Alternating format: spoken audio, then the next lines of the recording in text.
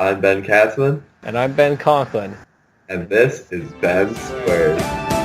So yeah, I mean, we kind of picked probably the most boring weeks. Not only, so we started the podcast in the most boring week, which was right before the Super Bowl, right? I thought it was right before the Super Bowl.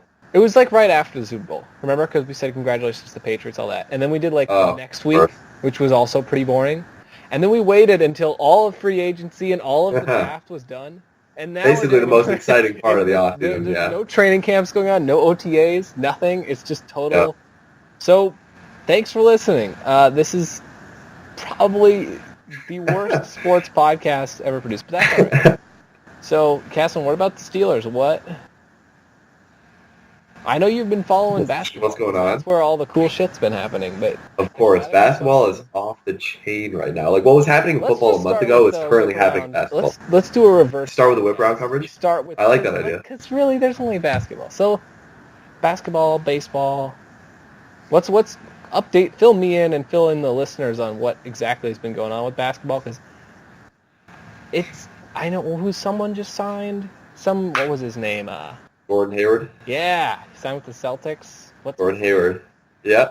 Well, that's a big deal. That's one of the bigger deals of the offseason. Really, like, the NBA has become, like the West is just an absolute bloodbath, which anyone will tell you. But I saw a fantastic article today, and it was like, so the, let's say you made a 12-person team of the best players in the West. Yeah. Right? And a 12-person team of the best players in the East. And then you made another team of the 12, like, the next 12 best players in the West. So like players 13 through 24, and you compared those to the 12 best players in the East, based on like the NBA rank, the West is still better. Like the 12 through 24 somehow is actually better than the 12 in the East. Yeah, it's terrible, really. When you think about, I mean, who even is left in the East? Everyone's gone except for LeBron and like Kyrie and Kyle Lowry, Giannis. And now Gordon Hayward. But even Gordon Hayward is just not. I mean, is he really that good? If I didn't know who he was, he couldn't have been that good. I suppose not. Yeah, but it'll definitely be a fun season to watch when the West is on. You know, the Rockets will be so cool. And the Wolves, the Thunder. I'm a little mad that Blake Griffin stayed, right? Because that would have been cool if he went somewhere cool and then like was actually. Yeah, he had a chance to go to Boston. You know, frankly, the Clippers are going to suck. The Clippers were doing some same old Clippers banana action. Like the fact, like in today's NBA, you can't have the team that they have now. Like they have DeAndre Jordan, Blake Griffin, and then they signed Danilo Gallinari, who's like a power forward. Really should be a power forward. And then for their point guard, you know, because they lost both Chris Paul and their shooting guard JJ Redick, they signed just some random European dude. I think like Milos Teodosic. I think that was the Clippers. It's like, no, it's an absolute shit show. Like Chris Paul, one of the reasons Chris Paul left was because Doc Rivers just would not trade his son, like Austin Rivers. Oh yeah, I heard about that. And Chris Paul got so mad at him for that. Yeah, he was like Austin's the guard of the future, I guess. Yeah, isn't that unbelievable? Stupid. No, that's some pretty classic Clippers action right there. And they, I wouldn't be surprised if they were like 7th or 8th seed or something like that. Like all the other good teams are. It's unbelievable. Yeah. Well, maybe they're being smart. Maybe they're being smart because, like, really, they need to just hunker down for, like, 5 or 4 years for the Warriors to cool off. Yeah. The whole West needs to. I hope the Portland Trailblazers just tank the next 5 years. That's what I was hoping the Raptors would do, exactly. Do a little bit of that Philadelphia 76ers, man. They're gonna. And now Philadelphia's in a sick position, right? They are. Whatever happened to, what was his name? They had one guy. Was it Ben Simmons? No. Was it Joel Embiid? Before him. Duke guy. Nick Stauskas? Duke guy. Oh, Jahlil Okafor. Yeah, what happened to Okafor? He's just, kind of still chilling on the bench over there. He's Really? He was supposed poor fella. He was like, they traded up, or they didn't trade up for him, but they just used a really early pick on him, didn't they? It was the 3rd pick or the 2nd pick? I remember there was a pretty serious debate over Jahlil Okafor versus Karl Anthony Towns. And now Karl Anthony Towns is the top 15 player in the NBA, and Jahlil Okafor is like... going to be sick, too. And they're in the West. Andrew Wiggins, that's all... Well, the problem with the T-Wolves is they don't have enough spacing. So I guess we'll see if they can kind of make it work. And also Andrew Wiggins is... I saw a funny article today. Like, he is actually statistically the worst defender in the NBA, which you wouldn't think. And it pains me to say as a fellow Canadian. I would, yeah, I wouldn't think. Partly, mostly because I don't know anything about any of that, nor do I care. But it's interesting to hear. Sure. Now, thinking back, though, what if, like, imagine if the Cavs had never made that Kevin Love trade. They might not have the championship they had. And kept Wiggins? I guess so. And Karl Anthony Towns. Because it was both of them. It wasn't Karl Anthony Towns. It was the first. The Cavaliers. Pick, though. Yeah, the Cavs had the pick that could have gotten Wiggins or Jabari Parker. Wait. And they traded that to the T-Wolves. No, they traded two. Wasn't it? Was two. Let's. They traded Anthony Bennett as well. I think is what you're getting hung up on. Oh, who was the 2013 first-round pick? Yeah, you were the number 1 overall pick. If you want any proof that the NBA is rigged, the Cleveland Cavaliers winning 3 number 1 picks out of 4 years when they were not the worst team in the league any of those 4 years. Well, it's the way that thing. They just put the ping pong balls in and they bounce it around and then it comes out and you get. It's all alive, man. That's a great way to do it. Oh my God, the Browns would hate that so much. You'd have like the Cardinals getting the number 1 overall pick or something and getting like Myles Garrett. Yeah, that'd be terrible. I don't like it though. I think I want to have a rotating lottery system to discourage tanking, because the way the lottery works right now is like. What do you mean rotating lottery? Like. I mean like every team would get the number 1 overall pick once every 30 years, which is pretty radical. Like it would not correspond to record. That is what I would. And I would say the same thing in football. But so then would all the other picks just be in order as well? Just that random? It would just be you would get the number 1 overall pick once every 30 years, the number 2 overall pick once every 30 years. It wouldn't go. You wouldn't have like the 1, then the 2, then the 3 in subsequent years, but like something like that, yeah. Oh, okay. So if you weren't, because you just have like these teams on these ups and these downs, or Yeah, but the only reason I'd say that is because like nowadays there's a huge incentive to tank and not be competitive. I could see that for maybe like the top 5 or 10, but it feels like you win the Super Bowl, you need to have the last pick. Yeah. Yeah, I suppose. It's like you lose the first round, and then but also not. I don't know. But then again, like the NBA is going to die if teams just keep trading away every single good player on their roster to the best teams. Like the NBA, the way today is, like the era of the super team is terrible for competition. Well, yeah, and that's because there's no reason for anyone. I mean, I don't know what all those Western Conference teams are. Yeah, it's like the Timberwolves where they died and then they just stocked up and now they're back.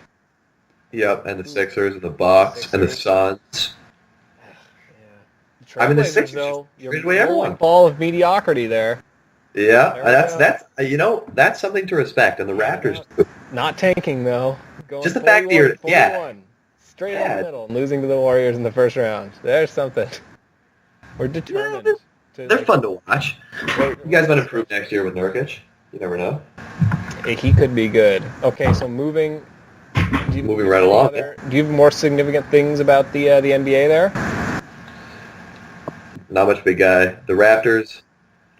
I love them dearly, but this is going to be a rough ride down from here on out. Well, maybe they can tank for like the next 5 years, and you can complain about your great fan base, loving how much they do whatever they fucking want. Okay. Yeah, hit us with the MLB whip around. The MLB. What is going on? Well, we're basically we're a little bit over halfway through the regular season. Yeah. Viewers have no idea what's happened, if this is the only thing they'll do with sports, which I doubt that is, but it could be. Basically, you have 2 very different divisions in the AL and the NL.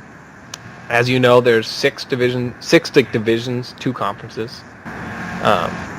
You do an AL West, an AL Central, and an AL East, and then same on the NL. Do you know that with baseball? That's how they set it up? I did not know that, no. Okay, well, there's 5 teams in each division, and only 5 teams on either side go to the playoffs. 3 division winners and 2 wildcard teams.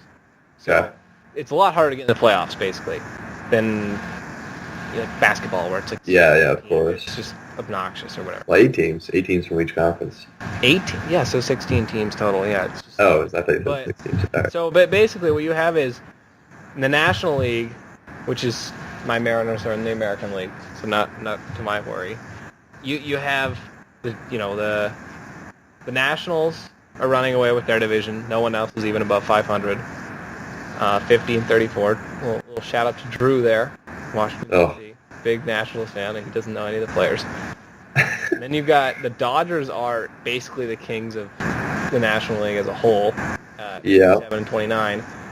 And then the Central, it's like the Cubs, who won it last year, are like about 500, not doing. I heard the Cubs are really struggling. They are. It's weird. Not a single returning All-Star. Is that correct? Not that I know of, but they've had some injuries. I think. To be completely honest, I don't follow the National League that much, but yeah, it's kind of funny to watching the Cubs just like shit the bed, and right after everyone just Cubs mania. Yeah. Heading for another 104-year title drought, you think? God. Another 100 and how many years was it? 108? 100 and... I don't know. 100 and a lot. Another 100 and some odd years before they win it again. But in the NL West, with the Dodgers, you have two other teams that have 50 wins, which is like a lot for right now. In the Arizona Diamondbacks and the Colorado Rockies. And if you can name a single player on either of those teams... Nolan Arenado, Trevor Story. Okay. On the Diamondbacks. Ooh. Let's go with the Diamondbacks. I guess Trevor Story, that kind of blew up last year. And I saw that Nolan Arenado play was... Diamondbacks? No, Arenado's on the Rockies. Yeah, name anyone. But Nolan, that laying down play he made the other week, did you see that? What was that? No. Oh my God. He laid out and he caught the ball and then he rolled over and then he threw a man out at first from his spot at third. Wait, who? Nolan Arenado. Arenado? You're not aware of Nolan Arenado? Even I know of Nolan Arenado. I've heard of him. I don't follow the National League. He's like the MVP who doesn't get any MVP consideration. He's not sweet. MVP. No. I will say I don't know a single Diamondback. The Diamondbacks, like, it's crazy. I'd probably recognize, I think there's one pitcher I might recognize, but I have no idea what his name is. You'd recognize him. That's who it is. Greinke, and then they have Taijuan Walker from the Mariners. We actually made a trade with them where we totally screwed them, but it's worked out for them as well, kind of. So they're not like super pissed, I guess. Nolan Arenado, crazy catcher or something. I'm gonna look this up. I'm gonna watch this on stream. It's a catch or is it a what is it? It's a defensive play. Does the ball just hit right at him and he just? No, he laid out to make a catch at third, and then he turned over when he was like laying down, kind of sat up and threw a man out at first. Okay, so he's there. He's kind of a chubby guy. Arenado? He's not. Oh. Now this is some solid stream material. He didn't even make the play. What are you talking about? The guy was safe at third, wasn't he? Dude, what do you mean he didn't make a play? This is like the most incredible... Here, I'm showing it to you. I'm watching it right now on stream. It's against the Giants. They're up 3-0 in the bottom of the 8th, right? Let me see. Yeah. No, they're up 2-0 at the bottom of the third. Wait. The one where he's on, like, the big tarp thing? Oh, dude, what are you talking about? I'm looking at the wrong play. Look, I'm showing it to you. Ready? Okay, I'm watching. Can you see it? Yeah. I mean, it's just... Yeah. Okay, I'm looking. All right, look at this. Is he third baseman? He's a third baseman. Look at this. He lays down. Oh, so it was just like a... Okay, yeah, that's cool. I mean, that's... Yeah, it's like a sick, like, drop shot play. Yeah. You saw Ben Gamble's catch the other night for the Mariners? I did not. No. Oh, you gotta look that one up. Well, I mean, it's not as spectacular as that because he's like laying down, but I mean, it's like a football play where the guy gets hit, but he holds on to the ball type thing. Was that when he careened into the wall? Yeah. I saw that. Yeah, a lot of people have seen that one. Anyways, though, but the National League, basically, you've just got... It's like the playoff teams, as far as the wild card is concerned, just like the play-in, whatever, it's like sealed already, where it's like Colorado and Arizona are in the playoffs. So 3 teams from the National League West, more than half of the National League playoff teams are going to be from one division this year. Most likely, wow. Which is crazy. And it's the Diamondbacks and the Rockies. Like, no one thought they were going to be any good. Moving on to the American League, my Mariners are in dire situation. We're 4 games under 500, so not that bad. Oh, no. Lost 3 in a row, which is awful. And the Houston Astros, which have the best record in baseball, happen to be in our division at 58-27. We're 7.5 games behind them. I see they also happen to be losing to the Blue Jays currently. Who? Oh, the Houston Astros. Yeah? Oh, look at that. You guys are helping us out. You're chipping away at that massive lead they've produced on the entire league. Are we really at the bottom of the AL East? But how does that even happen? So the wild card race is extremely tight, however. Ooh. Because, yeah, so if Toronto's only 5 games out of the wild card, the Mariners are only 4 games out, the Yankees are only half a game above the bottom spot. Basically, there's about 6 or 7 teams right now that could make the playoffs in the American League. And the Yankees, from what I understand, the Yankees are really starting to fall off after the hot hitting was cooling down, and they kind of reversed back to normal.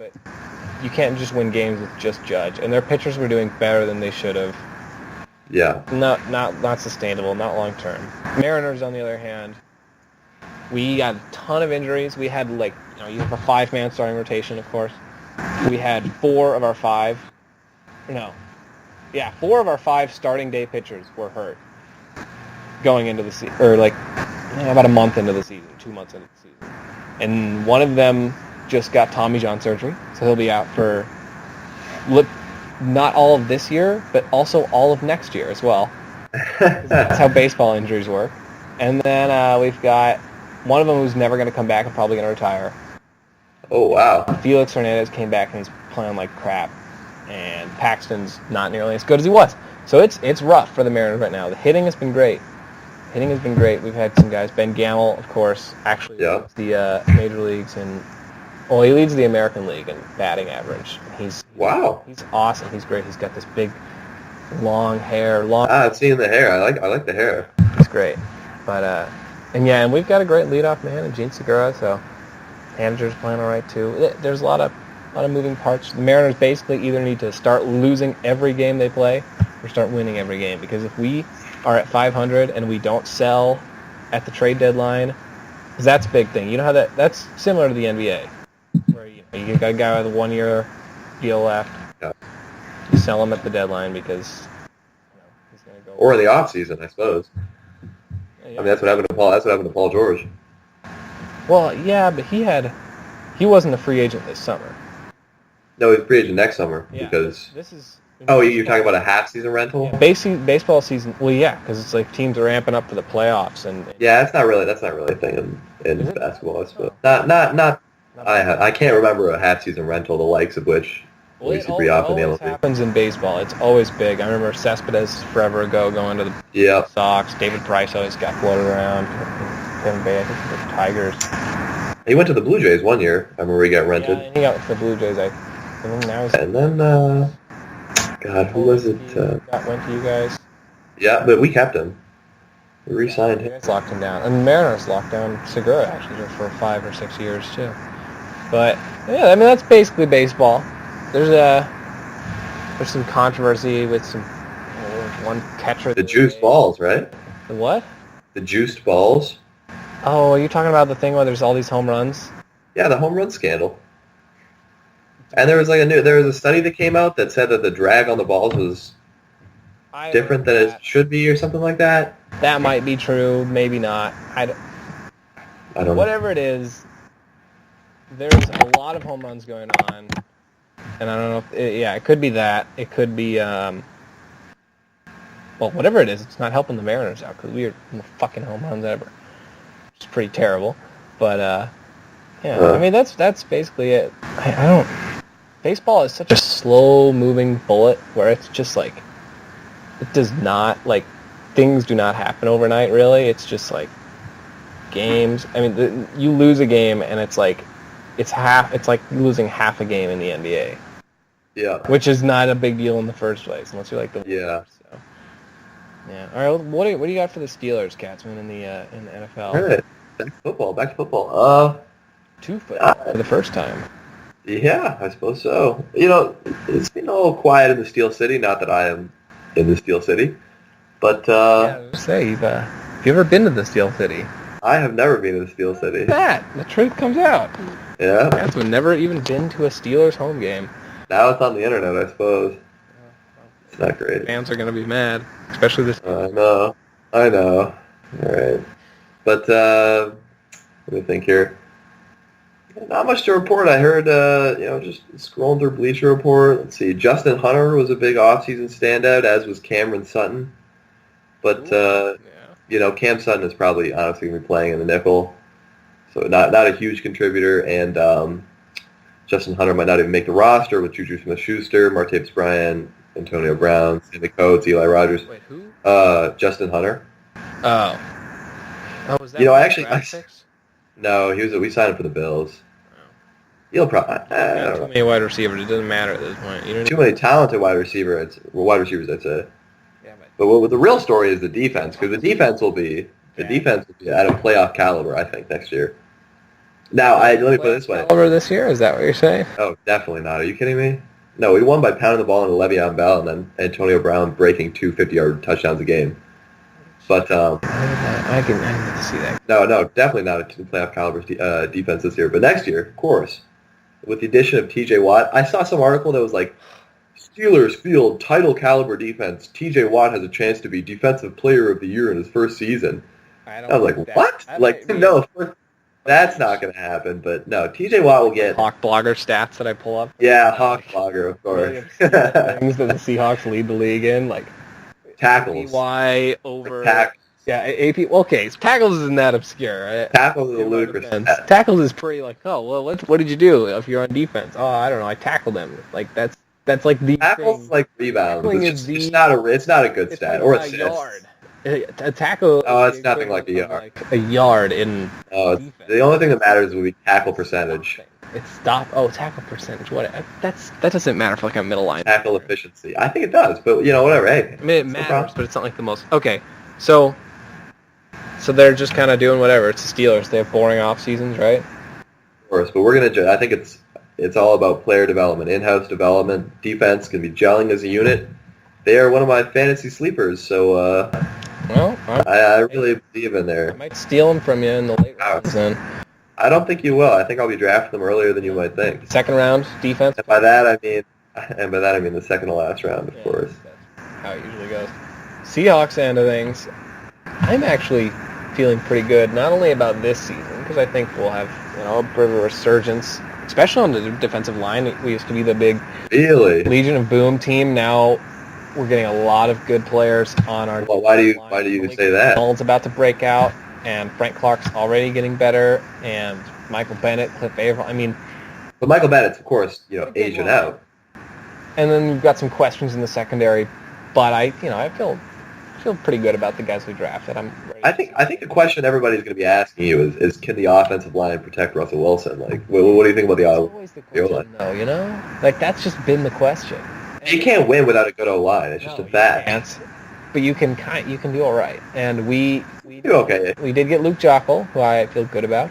I know you I thought it was Yeakel. They move him, huh? I thought it was Yeakel. Joeckel, whatever. It's something with a J and an E. Yeah. But it's not foreign.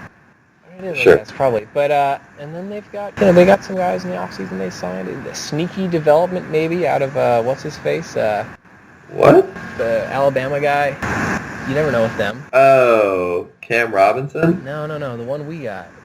Cam Robinson, I thought. Cam Robinson. Oh, did he go to the Rams? I don't know where he went. He went somewhere in like the 20s. You drafted an Alabama offensive lineman? We did. No, he was Texas A&M actually.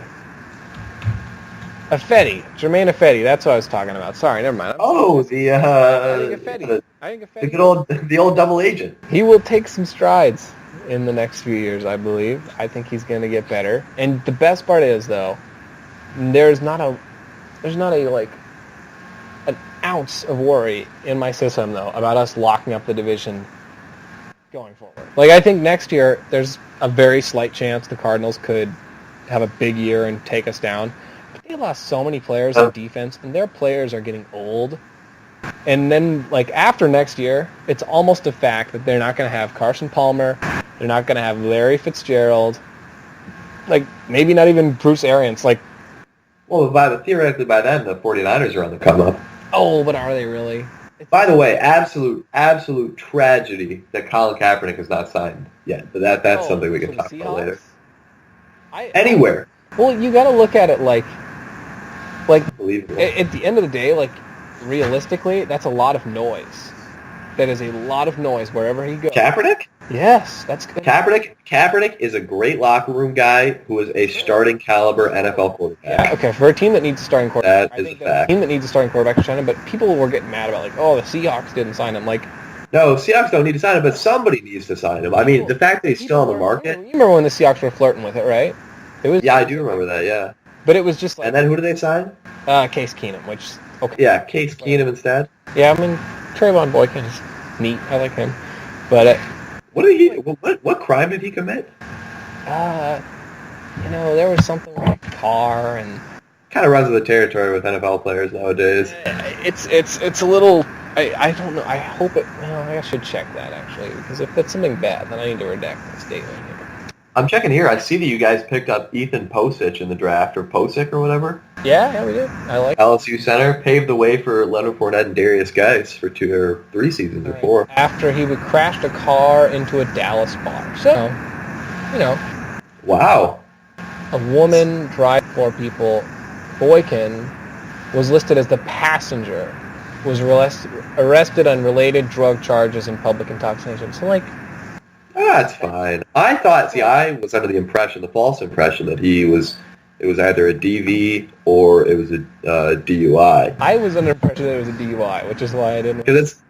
Frankly, it's a pretty safe assumption to just to say that any NFL player has a DV or a DUI on his resume. But that's well, good for Trayvon, staying out of trouble. He wasn't driving the car, so that's sure. Good. I didn't know that, but he's all right. And then, but with the Colin Kaepernick thing, it just comes down to especially for the Seahawks to be signing him as a backup. That would be. We've already got all this commotion about Richard Sherman and blah blah blah, which he did come out more recently and be like, yeah, we made up about it and I'd like to do my career as a Seahawk, blah blah. But more importantly, just bringing Kaepernick in would create so much. It's Kaepernick this and what's he gonna do and blah blah blah. Frankly, from what I understand, Kaepernick is a great locker room guy, and the Seahawks locker room in particular likes Kaepernick. They do, but also he would. And this is setting aside the fact that he's going to command more money than Case Keenum. But I'm sure. Well, I mean, he hasn't signed yet, so I'm sure if he had been. I think if somebody offered him a deal, you'd be surprised. I do, yeah. Me even this, honestly, I don't know why the Steelers don't sign him either. I was just thinking that. If we just waived Landry Jones, who thought Landry Jones was a capable backup to Ben Roethlisberger? That was unbelievable. And you let Josh Dobbs theoretically learn under Kaepernick. That'd be sick. Because they're similar types of quarterbacks. So it's not as big of a pressing issue as you have Josh Dobbs. Well, Dobbs is was a mediocre college quarterback, let alone an okay pro quarterback. Okay. He is really smart. I do like Dobbs. I'm optimistic about him, but it's extremely unlikely that he ever becomes the starting quarterback. Let's be honest. Yeah, that's probably true.